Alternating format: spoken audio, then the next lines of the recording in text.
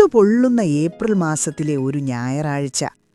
പ്രത്യേകിച്ച് ആർക്കുവേണ്ടിയും ഒന്നും ചെയ്യാനില്ലെന്നിരിക്കെ കാരണമൊന്നുമില്ലാതെ ബ്രോവും കുഞ്ഞുഞ്ഞുമായി ഗ്രാമവീഥികളിലൂടെ വെറുതെ കറങ്ങാമെന്ന് വെച്ചു. ഞങ്ങളങ്ങനെ കാറോടിച്ച് വഴിയോര കാഴ്ചകൾ കണ്ടങ്ങനെ മുന്നോട്ടു പോകുമ്പോൾ വഴിവക്കിൽ നിറയെ പൂത്തുലഞ്ഞ് ഒരു കൊന്നമരം. നയനമനോഹരമായ കാഴ്ച വഴിയാത്രക്കാർക്കൊരുക്കി വഴിവക്കിൽ അവളങ്ങനെ നിൽക്കുന്നു. പുറകോട്ട് ഓടിമറയുന്ന അവളെ പിന്തിരിഞ്ഞു നോക്കിയ എനിക്ക് ഒരു പൂച്ചില്ല ഉയർത്തി ബായ് പറയുന്ന പോലെ തോന്നി. കാറിലിരുന്നു കൊണ്ട് ഞാൻ, സ്വർണത്തിന് ഇത്രയും വിലയേറിയ നേരത്ത് നീ ഇങ്ങനെ സർവാഭരണ സുന്ദരിയായി നിൽക്കുന്നല്ലോ, പക്ഷെ നിന്റെ പേര് കൊള്ളത്തില്ല, കൊന്ന മരം. അയ്യോ, കൊന്നത് എന്നാൽ വധിച്ചത് എന്നല്ലേ അർത്ഥം? എൻ്റെ സുന്ദരി കൊന്നപ്പൂവേ, ആരാണ് നിന്റെ അമ്മയ്ക്ക് ഈ പേര് വച്ചത്? അതിൻ്റെ പൈതൃകം നീയും പേറുന്നല്ലോ. കൊന്നപ്പൂവ്. ചിന്തകൾ ചിന്തകൾ ചിന്തകൾ മാത്രം. കുറച്ചുനേരം കൂടി അവൾ എൻ്റെ മനസ്സിൽ വട്ടം കറങ്ങി. പിന്നെ പുതിയ പുതിയ കാഴ്ചകളിലൂടെ ഞങ്ങൾ കടന്നുപോയി. രാത്രിയോടെ തിരിച്ചെത്തിയ എന്നെ വീട്ടിലാക്കി കുഞ്ഞുഞ്ഞ് തിരിച്ചുപോയി. അല്ലറച്ചില്ലറ പണികൾ തീർത്ത് ഞാൻ ഉറക്കത്തിന് വട്ടം കൂട്ടി. രാത്രിയുടെ യാമങ്ങളിൽ എപ്പോഴോ ഉറക്കം ഞെട്ടി കൺതുറന്ന ഞാൻ എൻ്റെ മുറിയിലെ മേശപ്പുറത്ത് രാവിലെ കണ്ട കൊന്നമരം ഒരു ചെറിയ രൂപം കൈക്കൊണ്ടിരിക്കുന്നു. ബെഡ്റൂം ലാമ്പിൻ്റെ അരണ്ട വെളിച്ചത്തിലും അവളുടെ പൂക്കൾ മിന്നിക്കൊണ്ടിരുന്നു. അന്തം വിട്ടിരുന്ന എന്നെ നോക്കി കുഞ്ഞിമരം പറയുക, പേടിക്കണ്ട, രാവിലെ കണ്ട ആൾ തന്നെ.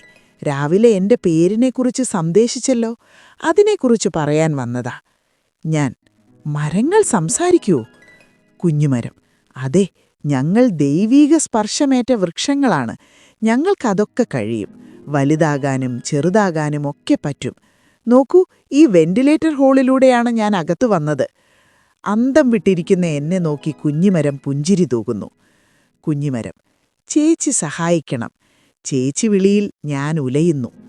ഒറ്റച്ചാട്ടത്തിന് കുഞ്ഞിമരം എൻ്റെ ബെഡിനരികെ എത്തി.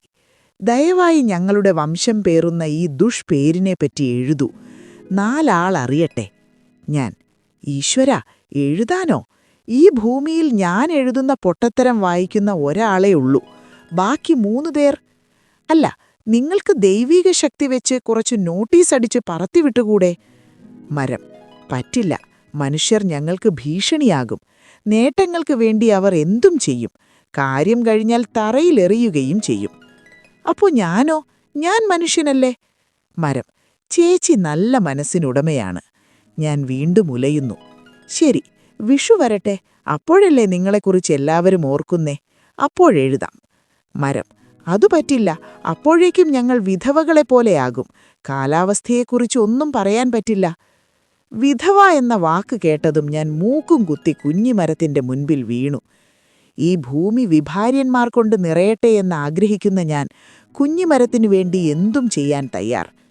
ഞാൻ എന്തിലെഴുതും എന്നാലോചിക്കവേർ കുഞ്ഞിമരം ഒരു ചെറിയ പേപ്പർ തുണ്ടെടുക്കുന്നു. ഞാൻ: ഇതിലോ? മരം: ഇതു മതി. എഴുതും തോറും വലുതായി വരും. ഓ, ദൈവീക ശക്തി! എന്നാൽ കുറച്ച് ക്യാഷും ഗോൾഡുമൊക്കെ ചോദിച്ചാലോ എന്ന് ചിന്തിച്ചതേയുള്ളൂ.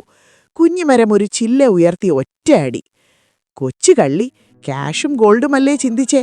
അത് വേണ്ട, അപകടം. Over familiarity breeds contempt. അച്ഛൻ പറഞ്ഞിട്ടുള്ളത് ഓർത്തു. എൻ്റെ മുഖം മാറി. കുഞ്ഞിമരം പേടിച്ചുപോയി. ഓ, സോറി സോറി. ഞാൻ: ഇംഗ്ലീഷും അറിയോ? കുഞ്ഞിമരം: പിന്നെ, വഴിവക്കിലല്ലേ നിൽക്കുന്നത്. പിള്ളേര് പറയുന്നത് കേട്ട് പഠിച്ചതാ. എന്നാൽ തുടങ്ങാം. എനിക്ക് കുറച്ചുകൂടെ ഉറങ്ങണം. രാവിലെ എണീക്കണ്ടേ? അങ്ങനെ കുഞ്ഞിമരം കഥ പറയാൻ തുടങ്ങി. അങ്ങ് ദൂരെ ദൂരെ പർവ്വത താഴ്വരത്തിൽ ഞങ്ങളുടെ പൂർവികർ വളരെ സമാധാനത്തോടെ കഴിഞ്ഞ കാലം. ഇതേ സമയം അങ്ങ് അകലെ ബാലി സുഗ്രീവന്മാർ രാജ്യവിഭുദീകരണത്തിന് പരസ്പരം കൊമ്പുകോർക്കുന്ന സമയം. അയോധ്യ രാജധാനിയിലാകട്ടെ സ്ത്രീജനങ്ങളുടെ കുശുമ്പ് മൂലം ശ്രീരാമചന്ദ്രൻ സിംഹാസനം നഷ്ടപ്പെട്ട് ഭഗ്നിസമേതനായി വനവാസത്തിന് പുറപ്പെടുന്നു. വൈകാതെ സീതയെ നഷ്ടപ്പെടുന്നു. നഷ്ടപ്പെട്ട രാജ്യം വീണ്ടെടുക്കാൻ സഹായിച്ചാൽ രാമന് സീതയെ വീണ്ടെടുക്കാൻ സൈന്യത്തെ വിട്ടുകൊടുക്കാമെന്ന വ്യവസ്ഥയിൽ രണ്ടുപേരും മനസ്സാ ഒപ്പുവെക്കുന്നു. പേനയും കടലാസുമില്ലല്ലോ. പക്ഷെ ഒരു പ്രശ്നം: ബാലിയുടെ നേർക്കുനേർ നിന്ന് ആര് യുദ്ധം ചെയ്യുന്നോ അവൻ്റെ പകുതി ശക്തി ബാലിക്ക് കൈവരുമെന്ന വരമുണ്ടത്രേ. അതിനാൽ മറഞ്ഞു നിന്ന് ബാലിയെ വധിക്കാമെന്ന് ശ്രീരാമൻ പറയുന്നു. അങ്ങനെ ബാലിയെ വധിക്കാൻ മറഞ്ഞു നിന്ന മരത്തിന് അന്നു മുതൽ കൊന്ന മരം എന്ന പേര് വീണത്രേ. യാതൊരു തെറ്റും ചെയ്യാതെ ഈ ദുഷ്പേര് ചുമക്കേണ്ടി വന്ന ഞങ്ങളുടെ മുതുമത്തശ്ശി വർഷങ്ങളോളം കരഞ്ഞുകൊണ്ടേയിരുന്നു. പിന്നീട് എപ്പോഴോ അവിടെ എത്തിയ ഭഗവാൻ ശ്രീകൃഷ്ണൻ കരച്ചിലിന്റെ കാരണം തിരക്കി. ഒടുവിൽ ഭഗവാൻ ശ്രീകൃഷ്ണൻ, നീ പൊഴിച്ച കണ്ണീർ കണങ്ങൾ അത്രയും സ്വർണവർണ്ണ പുഷ്പങ്ങളായി നിന്നെ പൊതിയട്ടെ എന്നും ഈ പൂക്കൾ അണിഞ്ഞു നിൽക്കുന്ന എന്നെ കണി കണ്ടാൽ ആ വർഷം മുഴുവനും അവർക്ക് ഐശ്വര്യം കൈവരുമെന്ന് തൊട്ടനുഗ്രഹിക്കുകയും ചെയ്തു പോലും. അങ്ങനെ ഞങ്ങൾ ദൈവീക ശക്തിയുള്ളവരായി. അത് ശരി, ഈ കഥയറിയുന്നവരാണല്ലേ വിഷുതലേന്ന് കൊന്നപ്പൂവിനു വേണ്ടി നെട്ടോട്ടമോടുന്നത്? എന്റെ കുഞ്ഞുമരമേ, ഞാനിതൊക്കെ ഇപ്പോഴല്ലേ അറിയുന്നേ. കുറച്ചു വർഷങ്ങൾക്ക് മുൻപായിരുന്നെങ്കിൽ 4 അല്ല 400 കുഞ്ഞുങ്ങൾക്ക് പറഞ്ഞുകൊടുത്തേനെ. എഴുതുമല്ലോ.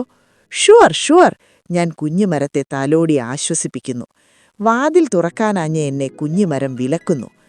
പേനത്തുമ്പാൽ കുഞ്ഞുമരത്തെ തൊട്ടുനിന്ന എന്നിൽ പെട്ടെന്നൊരു സങ്കടശീലുകൾ ഉറവെടുക്കുന്നു. പിന്നെ കുഞ്ഞുമരം ബായ് പറഞ്ഞ് പതുക്കെ അപ്രത്യക്ഷമായി. ഞാൻ ഉറവെടുത്ത സങ്കടശീലുകൾ പൊട്ടാതിരിക്കാൻ പതിയെ കണ്ണുകൾ പൂട്ടി നിദ്രാദേവിയുടെ മടിയിൽ തല ചായ്ക്കാൻ പ്രാർത്ഥനയോടെ കാത്തിരുന്നു.